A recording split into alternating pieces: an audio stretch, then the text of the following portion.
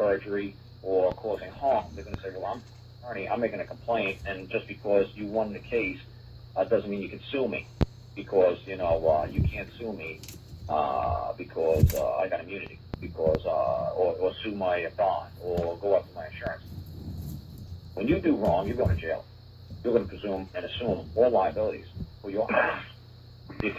The attorneys and the government officials and the government agents don't want to presume and assume liabilities for their acts.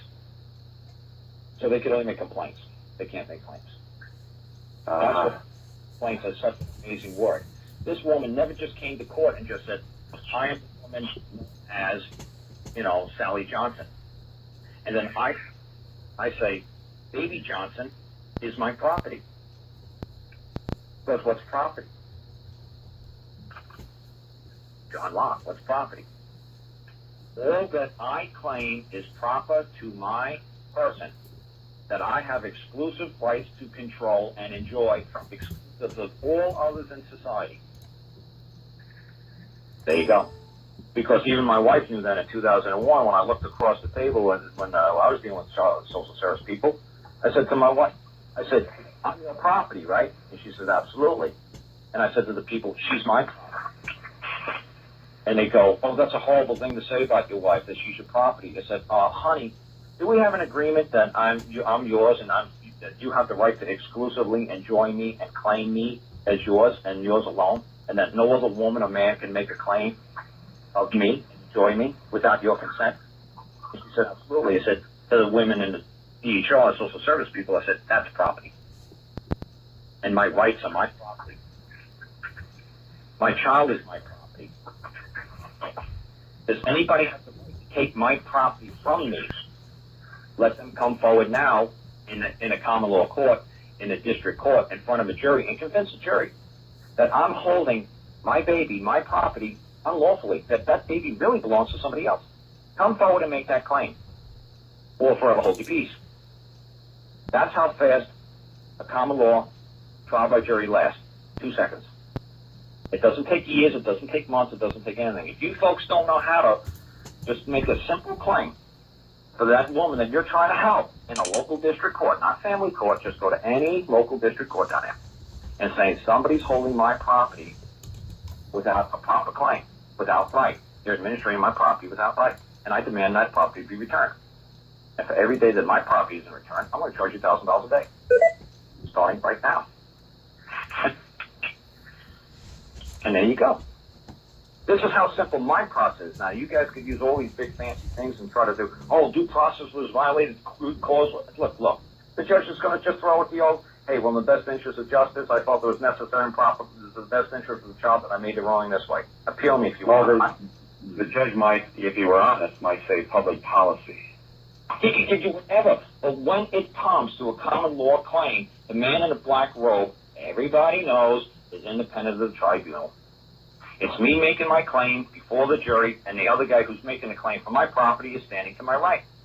So the guy on the right of me is making a claim for my property. I'm on the left. I'm prosecuting the claim. I'm standing on the left, and we're pleading our heart out, begging the jury. We don't beg the guy in the black robe. We're not pleading our heart out. We don't make a pleading to the guy in the black robe. We plead our hearts out to the jury. Because the guy in the black robe is irrelevant. He's independent of what's going on in the trial by jury. Yep. Well, Okay. That's why you want a trial by jury. And I guarantee family courts say, we don't do trial by juries. That's right. Not under your administrative codes. We don't. But do I have that right reserved to me as a man or woman in this country, in this nation? Yes. Article 6 and Article 7 of the Bill of Rights clearly stipulates that on criminal procedures, I have the right to trial by jury.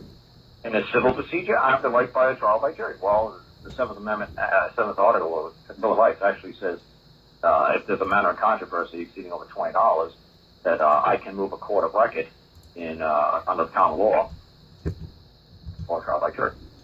So I believe my child is worth more than $20. Now, if I criminally did something wrong to my child, I still have the right to bring it before a jury.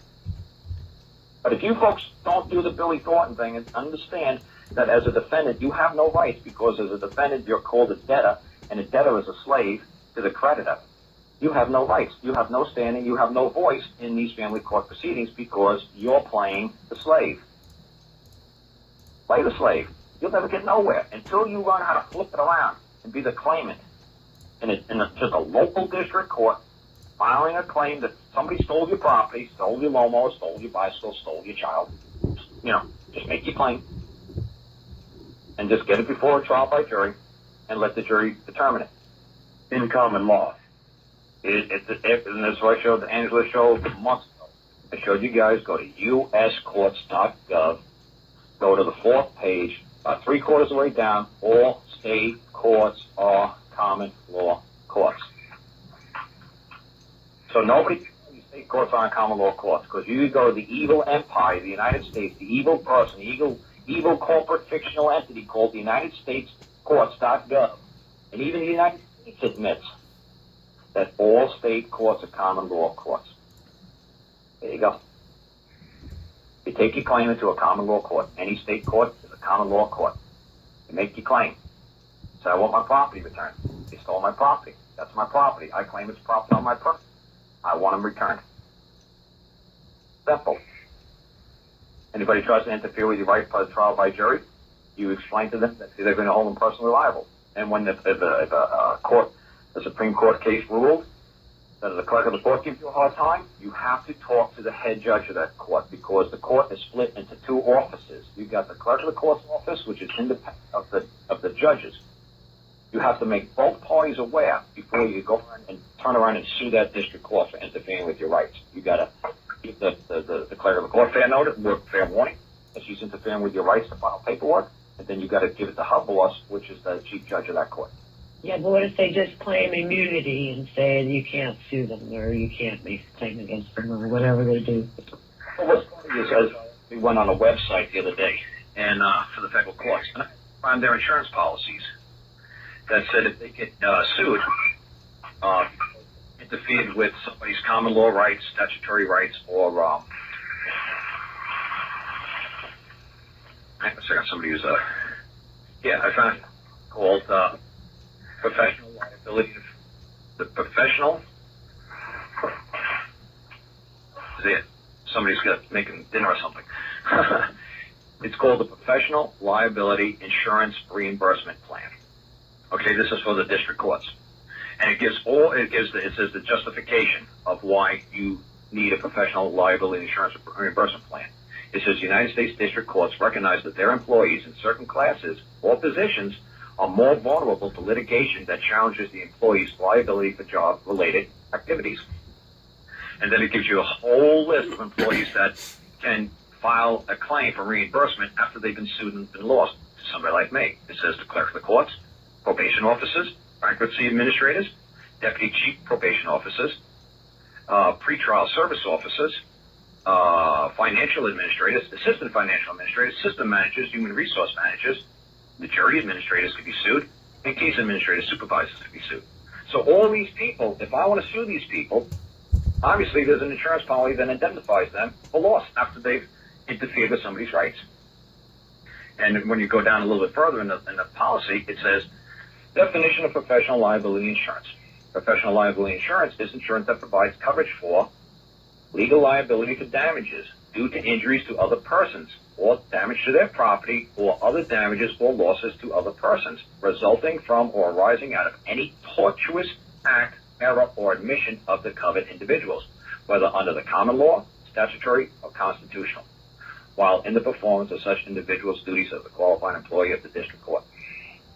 So, why do they have insurance policies? And it goes on and says, look, if you don't believe that our insurance policy indemnifies you because your property is worth so much money, feel free to go out and get a private carrier to insure you, to indemnify you, but please don't, if you find a private carrier, do not try to sell it to other district court employees during business hours. Please do it on your off time. Do not sell insurance policies while we're conducting business from 9 to 5. Do it on your own time. So why would they pass this out to all their district court probation officers, clerks of the courts, that says if you commit an error or a torturous act, which means you deliberately went out and interfered with somebody's constitutional, common law, or statutory rights? Why would they feel that they need to provide insurance coverage? Because they're going to be sued. If there's no way you could sue them, why are they providing insurance coverage? Why are you buying insurance coverage that a rainbow purple ponies are going to fall on your house. Why would anybody buy insurance that you'd be like, that's ridiculous? That's never going to happen. Well, why are they providing insurance coverage to their federal district court employees if it never happened? Obviously it can. Because you can't sue the office, like you can't sue the office of the governor. The way it's written into the Constitution is a beautiful, wonderful thing. You sue the evil man that puts on the governor's hat that day and goes out and says, I'm going to shoot all the homeless in my state because I'm the supreme law of the state according to the Constitution. Yeah, well, he still can't cause harm to another man. He still has a duty and responsibility for any other man. That's all those Nuremberg trial things.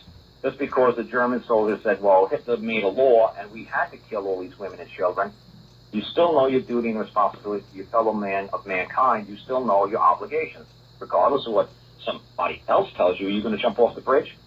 Well, if there's a law that says you got to throw your mama from the train, are you going to do it? Well, no. But if it says throw the Jew from the train, are you going to do it? Well, yeah. You can't do it. It can't be done. And that's why they all got killed, is they learned a lesson the hard way. You got to treat your fellow man the same way you want to be treated. Just because somebody thinks they're the supreme above somebody else in this land, nobody's supreme. Nobody's above anybody in this land. All men are equal in this land. Nobody could cause you harm. And if they interfere with your, it says constitutional rights, common law rights, statutory rights, and you're going to be sued.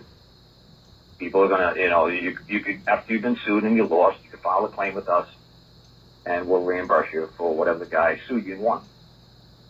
Now you can sue him. That's lawyers just telling you, oh, you can't sue the judge, you can't sue the clerk, or you can't sue the governor, or you can't sue the governor. No, I thought I read that on one of your documents where something that you had filed somewhere that they were immune. And you're trying to sue the state or something? If you try to, what I'm saying is, if you try to sue the state, what aspect of the state are you trying to sue? All the people that take within that territory? Are you trying to sue the state, which is the land and the trees and the rocks? What part? There's so many different. Well, who are you trying to sue? But if you sue something, you would sue the government of the state, because those people could be held liable as the government of the state. The government employees, you're suing them. You're suing the government of the state of Alabama. You're not suing the state of Alabama. You're suing the government of the state of Alabama. And then you're going after that agency, like I'm going to sue the DHR, the CPS, what you folks call it, DSS. I'm suing them. They're a branch. They are an instrumentality of the executive branch of the government of the state of Alabama. The person known as the state of Alabama. So there you go. North New Jersey. Patricia, is that you? You have a question?